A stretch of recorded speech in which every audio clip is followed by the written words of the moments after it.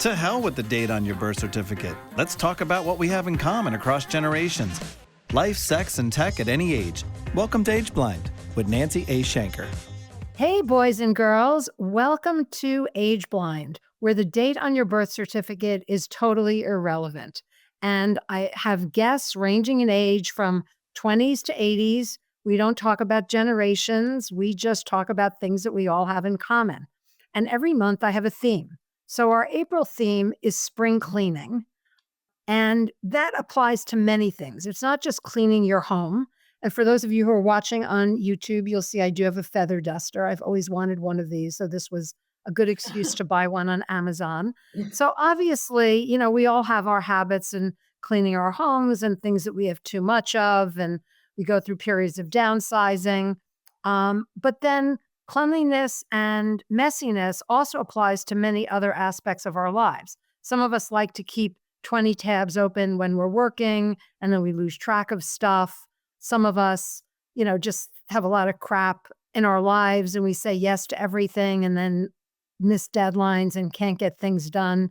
And some of us have bad leadership habits. And I just recorded an episode with a woman from a company called kinder.org. And their whole mission is to teach people to be nicer. So behavior could also be either clean or dirty. I wrote a book not too long ago called Bitch Slap When Women Misbehave at Work about dirty dealings in women with other women. So with that as a background, these episodes are called Salt Box, SALT standing for sex, life, and tech across the generations. So this one, I suppose we could make it about sex, but it's also about life and tech. So let's just go down the line and introduce ourselves. Speaking of clean and dirty things, we're having some dirty internet issues. So two of our guests may or may not be able to dial in. And if they can, we will introduce them later. So let's start with Kyle. Who are you? How do you know me? And do you consider yourself clean or messy in general? Hi, I'm Kyle. I, run a lot of this podcast production, mostly recording, editing, all that kind of stuff. So that's how I know Nancy. And then I consider myself very dirty. I have a lot of productivity lists, and I spend a lot of time cleaning up those productivity lists. But the thing is, as I'll get into in a future episode, that is just a veneer, a mask for dirtiness. It makes it seem clean, but the only reason the room I'm in is not dirty right now is because this isn't my room. This is just an office space that I'm in. So yeah, that's pretty short. Dirty. Moving on. MJ, who are you? How do you know me? Are you clean or messy? Okay. As I just briefly said to somebody earlier in a conversation, well, my name is Mary Jane Funes, and I'm the director of PR marketing for an affordable housing organization. But I credit Nancy with getting me back to work after I'd had an extended leave as a mom. And she took a chance on me when I hadn't been in the workforce for about 8 years, and gave me my first job back into the professional world. And I learned so many things from her. And every time I write certain phrases, I know I got them from Nancy. And it just is funny and great how we've stayed in each other's lives, because we had a lot of really interesting experiences and good times. See, I'm still laughing, always laughing when it comes to her. And when it comes to clean and dirty, I would say I'm what my husband, a phrase he coined also, called clerty, which means like sometimes, like a shirt that you aren't sure if it needs to go to the dry cleaners or not, like it sits on a chair and therefore it's clerty because it occupies an in-between space. And I would say a lot of my life is that. And I think I come off as hyper clean and organized. I mean, my space is very organized, my work product is very clean and organized and stuff. But like, if there's things I don't care about, like washing the dishes or something, they're going to sit, So that's why I guess I would put myself in the clerty. I'm going to borrow that clerty phrase. Like I owe you. Yeah, I have my dry cleaning. It moves from a table by my door to the front seat of my car, and then eventually it goes to the dry cleaner. So it's... Yeah, I mean, some things hang in limbo for a long time, and that's also sort of a meta physical kind of expression because, when you're talking about cleaning out cobwebs of your brain or cleaning out, an actual physical, office space or closets or whatever. So I think it applies to a lot of things. Well, that's a great segue to Betsy, who's been a 3-time guest on my podcast, and she is a Yep. professional organizer. So so I already talked about what you do.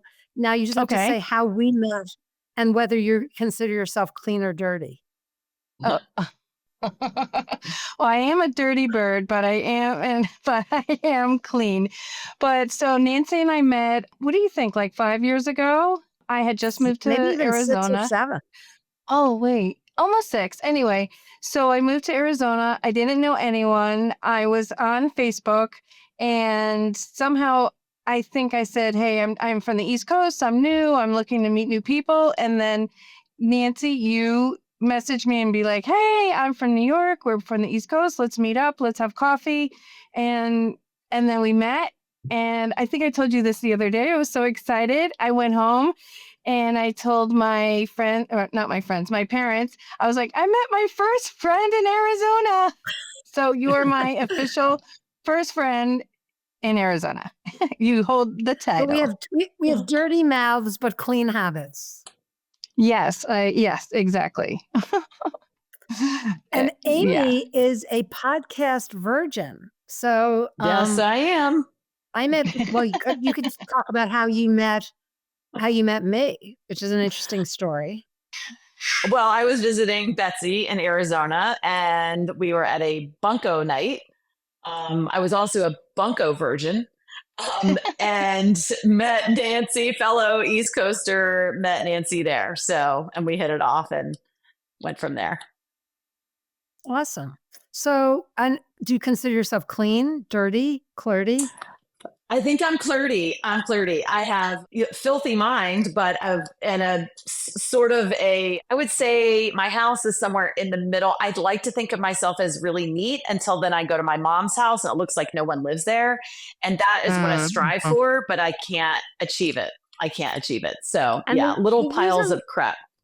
The reason why I wanted Amy on this particular episode is I love her business name because it just kind of reeks of, in a good way, giving up things that don't really serve you well. So if you could share with our audience the name of your business.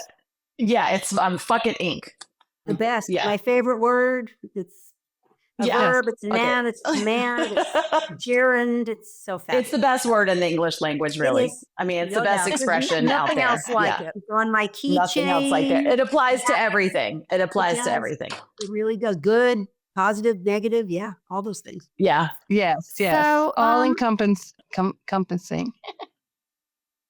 So what kind of dirty things freak you out? Let's just start with Amy and we'll go in reverse this time. Like, is there something that when it's dirty or smelly, it just like totally skeeves you out? Yeah, I cannot stand a sponge in the sink that hasn't been squeezed out. It's disgusting. My kids, they must have an aversion to squeezing out a sponge because when they are home, it's disgusting. I don't even understand that. Like, if you're cleaning your dishes and you're done, squeeze out the sponge and put it back. It's disgusting. That's my biggest. Do you smell it? Nasty clump. Yeah, it's gross. All of it's gross. Yeah. That's the gross It's part is disgusting. the sponge is maybe gross and then you're like, I'm going to smell it. And then it is. And you're like, why did I do that? I know, it's like spoiled milk. It's like you drink the spoiled milk and then you make everybody Right, around you right. drink it too, just to confirm that it's Mhm, spoiled. mhm. Yeah. Whoa, whoa, I don't whoa, like the whoa, sink whoa. in general. The sink in general. I can get behind group smelling, but group drinking, absolutely not. So Kyle, since you just spoke up, what is the skeeviest dirty thing that just grosses you out? I mean, it's food. It's food, and it's weird because, like, obviously, if food is actually, like, expired or bad, then yeah, it's, pretty, quote-unquote, objectively gross. But, I could have just eaten a plate of food, and then I put it in the sink to clean off. It's the same food, but it instantly becomes gross. So, yeah, that's... I think ultimately, yeah, the food Food is the one because it's just so sticky and it gets everywhere. And yeah, I don't like it. I don't like it. I don't like it. I don't like it. I just had to clean out my fridge yesterday, and it wasn't that bad, but I was dreading it. There's a pesto recipe that back in 2015, because it was my first time like really living on my own outside of college, I made this one pesto recipe and I let it sit entirely too long. And I can have pesto, but I cannot touch that recipe again 10 years later. Well, I can almost outgross that. When my ex-husband and I first moved to Hoboken, I was very domestic and I made this cake with Andes mints, the little skinny Yeah. green and chocolate mints. And we came home from work one day and the cake was moving because ants had attacked the cake. Oh, And it wow. was covered. So since then, I have not been able to eat an Andes mint. And even like Ooh. mint chocolate chip, which used to be my favorite flavor, gives me a little ick. So Betsy, Right. you're a professional organizer. So you spend Mhm. your entire business life cleaning up other people's crap. Right. But Well, I was going to say my icky gross stuff is more related to clients. So here are some of the gross parts. We deal with a lot of hoarder situations, and I've had on several occasions where you open up the refrigerator and there's maggots everywhere. I've had it where, yep, I've had clients where they have maybe 10 cats and then the cats do not use their litter box. And so that's gross and smelly. You name it, and it's really gross. But, dead mice just in the middle of someone's, space. Yeah. People that go to the bathroom and put it in a bottle and then keep it. People that have pizza, but maybe have 100 pizzas, but keep all the cardboard boxes. That's nasty. Yeah, I mean, I could go on and on. It's just really, people are gross. MJ, You just is made there me feel any- really good about myself. I was going to say, I'd You like to should amend feel that good dirty about statement. yourself, for sure. Oh, here's a new one lately. I had a client that they have bed bugs. It's not gross. It's gross in a different way. They had That's bed bugs. gross. They're living with the bed bugs and just living with the bed bugs. And I was like, oh, so have you had an exterminator? What are you doing? How are you being proactive? And they're just basically like living with the bed bugs. Oh, we have bites on us and so forth. I was like, okay, I just got the heebie-jeebies just talking about I it, know. let alone. I think MJ is going to hang up. No, that's just gotta so, go. No, it's just so unfortunate because because I'm in affordable housing, when I hear about situations like that, I am thinking about people who are, low income or suffer from mental illness. And that's really where my head was going. Not so much the skeeve factor, although it was there as well. Yeah, this And was you're right. nothing to do with mental illness or it was just a regular everyday family. Nothing, Then that nothing, is, nothing I where think like, that's more tragic. yeah. I mean, I have gone into situations which are very, very sad where like maybe the kids were endangered because the house was really hoarder and dirty and so forth. And that is sad. Yes. And that situation is, and it's gross and sad. Mm-hmm. So MJ, in your own life, though, is there something that you just have an aversion to that? There's not that many, I think any of us here who've raised kids, I mean, there's not that many things, and animals, there's not that many things that really gross me out. I mean, I'm not a big fan of, like a mess that includes blood because somebody, got cut or something. But for the most part, I think I'm more averse to messiness. I really don't like clutter or mess at all. It's probably because I come from, my mother's name is Cookie. And when she was she was widowed in her 60s and they had to find a career for her like fast. My dad didn't leave her that well off. So we recreated her based on her inherent and innate skills of organizing in the day. And her name became Cookie the Closet Lady. And she had a whole business because she was really fucking great at organizing closets. She had all these great tips and she made us clean out our closets seasonally. And we lived in California. It wasn't even like it was really a season, but I'm religious adherent to how she taught me to clean out a closet and how to organize a closet and things like that. So I think I'm more like skeeved or whatever by an unorganized, area, like a desk or drawers or something like that. I'm much, much better about that than I am about, or no, I should say I'm much more easily, like I said, appalled by something like that than I would be like, oh, there's bugs in a cake. I mean, not that isn't disgusting, but I mean, it's just something like, oh, I left out the cake. I guess there's bugs in the cake. You also just hit on something is when you're a parent and a grandparent, you get really used to like a whole different level of stuff. Like you're just dealing with vomit and poop and urine all day long, every day. Yeah. Hard to gross me out on that kind of stuff. Yeah. Yeah. Every parent's got kids with mucus running down their faces and you just like reach over and wipe it off. It's just what you do. All those things. Yes. So Amy, anything in particular that grosses you out? Well, the sponge, but vomit. I mean, I can't. That was the worst part about getting divorced is I didn't have anybody to deal with the vomit. So yeah, anything like that, yeah, I can't deal with. Not a big vomit fan. I was just talking to somebody who does ayahuasca ceremonies. I'm like, count me out. It always begins with vomit. Yes, it always does. Really? Oh, yeah. Yeah. Oh, well, that's an out for me then. Yeah. Yeah. So yeah. I know that none of us is a hoarder. I think, we're all, pretty neat people. And we all, as MJ just pointed out, there is, middle class and upper middle class mess that just comes from habit. And then there is, mess that just really comes from not being in a good space and not really having pride in what you own or really, hope for the future. So it's a very different kind of clutter. But let's just talk about, bougie clutter for a minute. What is the grossest or weirdest thing somebody would find if you were to suddenly be, I don't want to say, when I worked in the insurance business, we used to say, if you're no longer around. I'm like, well, where are you going? Or when my mother had a health issue, they said, we almost lost your mother. I'm like, what, did you take her out to the department store? Like, but yeah, let's just the term they're using on social media, which I have feelings about, is unalived.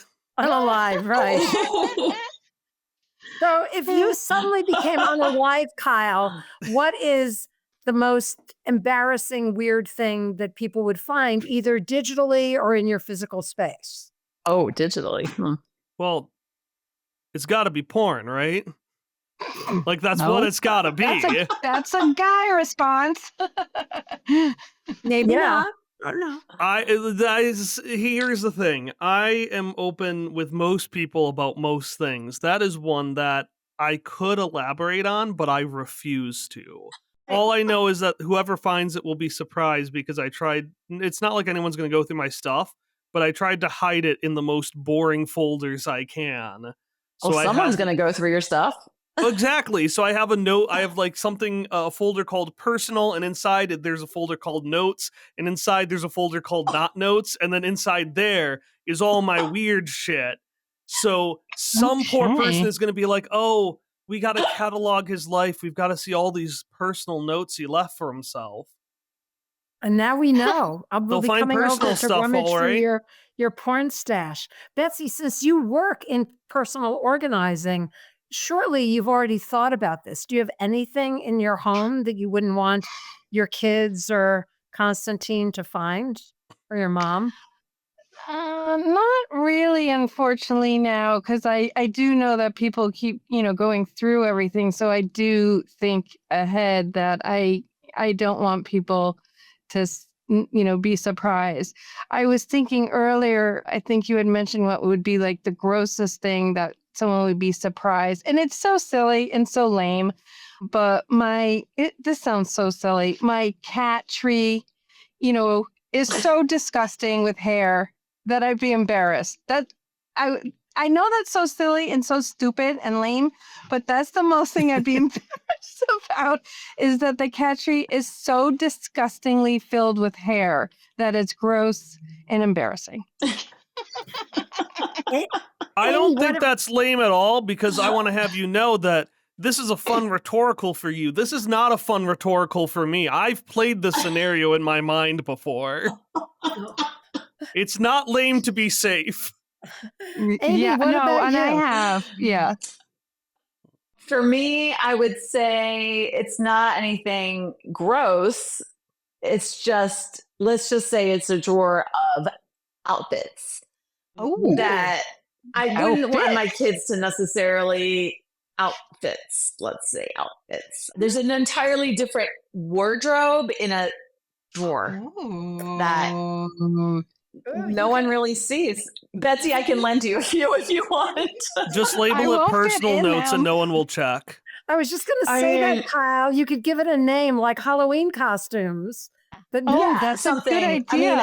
But but I will say I can't answer the door in them on Halloween. I have thought about altering a few to, adding so that I could, but it's not, let's just say Wonder Woman is not the same Wonder Woman that you find in the Party City.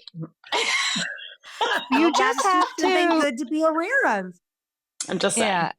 Amy, you just have to. I do have a drawer that is personal, and I have told one person, I've said, if I pass on, here's the drawer, go to that drawer, run to that drawer before anything, and dispose of whatever's in that drawer, and then that's that. But you have to at least tell one person where that drawer is.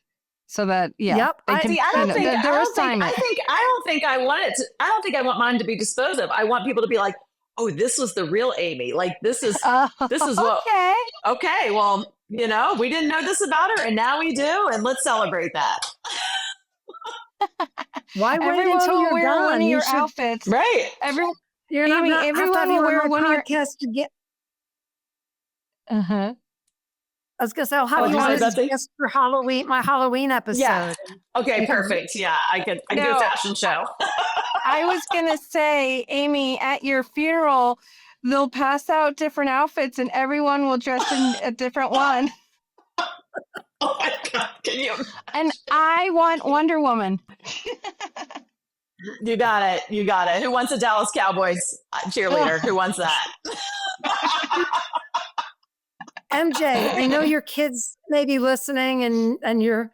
I mean, we moved. My husband and I were always like this anyway. And like I said, I was like this even before the way I was growing up. I'm not a collector. I'm not a keeper. I'm not a saver. Like most shit just goes. I mean, of course, I have the requisite, notes from my girlfriends from school, and my dad's letters before he died, and a lot of letters. Nothing embarrassing, just a lot of letters. But I mean, we downsized. So we didn't really downsize. We actually bought a house the same exact size as our old house. But I mean, we got rid of so much stuff before we moved here that every so often we say, I wonder what happened to that chair. I wonder what happened to that leather jacket. There's things like that are just, we're like the opposite. Like we wish we could find some of the stuff that we don't know really what happened to it. So I was just thinking really hard while you other people were talking, and I don't think I'm looking around my office. I don't know. I mean, maybe there will be an embarrassment over the lack of things that we actually digitized. I mean, I don't think that necessarily falls in the dirty or clean piles, but it could just be the old piles. Like our kids would call us out for that. Like you still have, VHS tapes, or you still have a million photographs that you didn't ever digitize. I mean, I guess. Yeah, I mean, I have kept all my old journals and diaries from the time I was like in 6th grade. And those are great things. Wow. I have a note on them to dispose of them immediately. In fact, I may throw them away now just because, I don't want, I don't have a problem with my kids or my grandkids finding stuff from my youth. But, that's like this personal stuff. It was written with an eye towards nobody when you ever go. seeing it. So that's really important that at some point you say, all right, how much am I clinging to the past versus how much can I just digitize and have it live on that way? And you hit on something really great in terms of digitization, because it is a great way of keeping the memories alive, and just upgrade your Google Photos album I And I know. digitized all of our family pictures, our home movies, our Oh, slides. really? And it's Yeah, we're great to reels be able to behind take a walk on down that. memory lane. And then Mhm. even if you don't have the chair, you could still look at a picture of the chair and say, oh, yeah, that was Well, a great chair. ridiculous, Mhm. just ridiculous things like that we'll never know the answer to. And that is one of life's most frustrating things I find is when you do consider yourself pretty neat and clean or whatever, organized, and then you lose something and it never gets found. Although it's the greatest thing in the world when a thing does get found. That to me is like the opposite. That's one of the great feelings in life is to find a missing object, which does happen to us too. But the other ones are just so like they're lost in the ether. That's it. They're gone. The other, thing that I find really when I downsize, which I now do periodically, especially I'm moving this summer, so I know I have to get rid of 5 feet worth of clothing. Rather than saying, "Oh, I'm going to miss this," or "I might wear this again someday," I think about, "Oh, somebody will be really happy to find this in Mhm. Goodwill." It's a Mhm. Yes. dress that still Yeah. has the tags on Yeah, it of that I course. thought I Yep. might be able to squeeze into one day. Yeah. And Yeah. Mhm. it'll never happen, so now Well, somebody that else is a can really enjoy it. good and beneficial way to look at it, is like, so this will bring joy to someone else Yeah, as what's her face would say, definitely. I'm Marie very, very Kondo. pro donation. Yeah, me too. Yeah, me too. And Betsy contributed this question, and then we'll wrap things up. Is there something that you have enough of, but when you see it on sale or you're scrolling on social media and you see another one of it, you go, oh, well, I could really use that, or I don't have that in that color. And, before we go around and you get a chance to answer that question, this shirt that I'm wearing, which is basically a basic black tank top, dates back to the 1980s, where J. Crew had Ooh. these amazing, inexpensive tank tops, and I bought them in every color. And as I've moved, because I was hoarding them, I'm like, well, I'm one of those people who buys new stuff and doesn't wear it right away because I'm waiting for that day when I could wear it and it's brand new. But after I think my third or fourth move over the last 10 years, I was finding some of these J. Crew tank tops, which they no longer make, still in the packaging. So I'm Oh, not wow. buying any more because Wow. if I live to be 100, I will still be able to wear these tank tops. But, that is the Right. only thing. And my mother kind of taught me that. She wore the same color of Revlon lipstick and she had a prophecy that it was going to be discontinued. And so she used to I can hoard see it. that. And Yeah. I find I sometimes do that Oh, with I stuff. understand it completely. Yeah, of course. So Betsy, since that was your question, is there a thing that you Oh, buy even though you have enough of it? the funny thing is it was my question, but I didn't even think about it. No, basically what I do is I buy something. Well, first of all, I wear a big shoe size. And so if I buy it and I like it and it feels good, then I buy it, let's say in black and tan. I buy it in every single color. And the same thing, like this shirt, I have it in like 6 colors, but I wear them. It's just when I like something, I just buy every color and everything. I have a pair of black shoes. I have 6 pairs of the same black shoes because, like your mother, they may get discontinued, and I love Yeah. them. So I do that, and they do get discontinued, by the way. So it was a good thing I bought 5. Mhm. Amy, any mini hoarding thing that you do?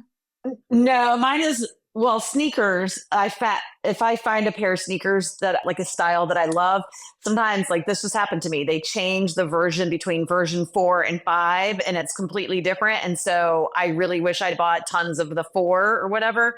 So I did just fall in love with another sneaker and then that version went on sale. So I bought 3 pairs. But then I ended up buying even more because then I got my kids obsessed with that sneaker and then they each bought 2 pairs. But then I'm like, it's going to save me money in the long run because they're on sale and they might discontinue them. It's stupid. But now I have like, $800 worth of sneakers between me and my kids. It's okay.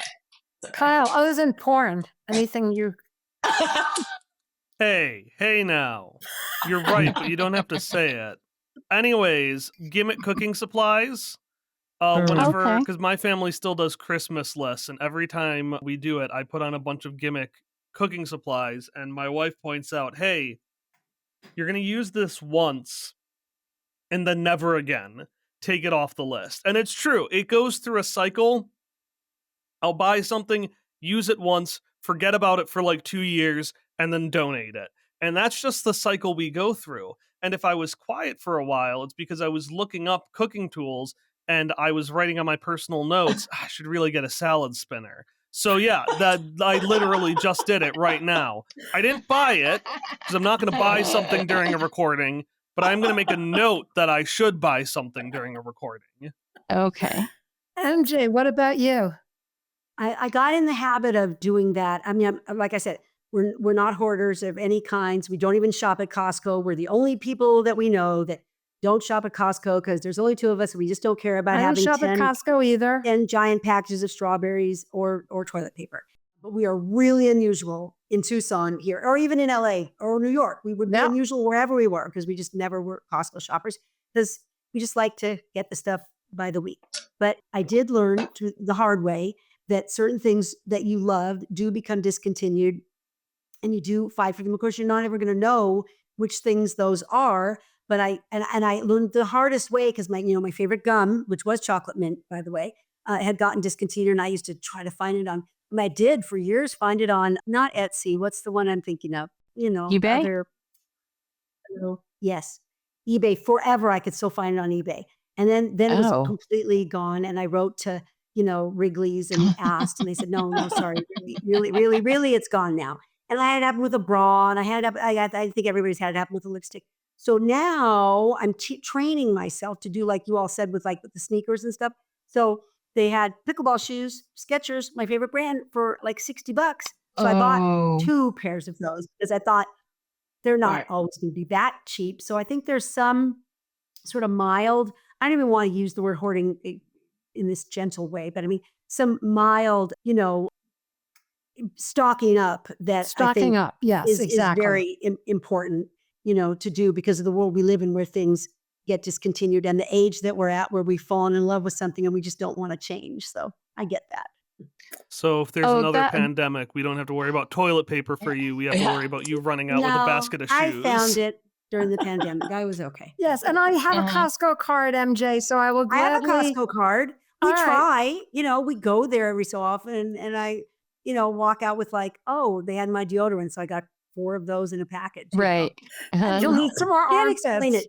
I can't explain it. There is a mindset and we're just not it. So I get it. It's a dangerous place. All right. So if our listeners and viewers want to reach you, where is the best place? So Betsy, you're a professional organizer. You work out of the Maryland, DC, Virginia area, but you know everything there is to know about professional organizing. So how is the best way to reach you? So the best way to reach me, a couple ways. You could go on the website, which is just clutterbusters.com, or on Facebook, same thing, Clutterbusters. You can call, which is 866-CLUTTER. Those are all the ways that you can reach me easily. Cool. And Amy, I know you have a line of jewelry, which I do. www.fuckitinc.com, or Instagram is fckit.inc, or amy@fuckitinc.com. There you go. Wow. Well, I'm dirty in most of my life, but one place that I am clean is with my clients and my podcast. So you can find the work I do at deckerpods.com. Awesome. MJ? Well, if anybody has an interest in affordable housing, and of course, don't even get me started because I will talk your ear off for 3 hours just on that subject. But you can look at what we're doing at www.nhp, like Nancy Harold Peter, foundation.org. Cool. And as for me, your hostess with the mostest and the feather duster, you can find our podcast episodes on YouTube if you'd like to see our lovely faces. Or we're also on Spotify and Apple Podcasts, wherever you happen to find your podcasts. If you're interested in guesting, we have a few slots open for our summer episodes. It's going to be hot summer fun. We're going to keep it light and fun and sexy. And we may talk about life and tech as well. But it's nancyashenker@gmail.com.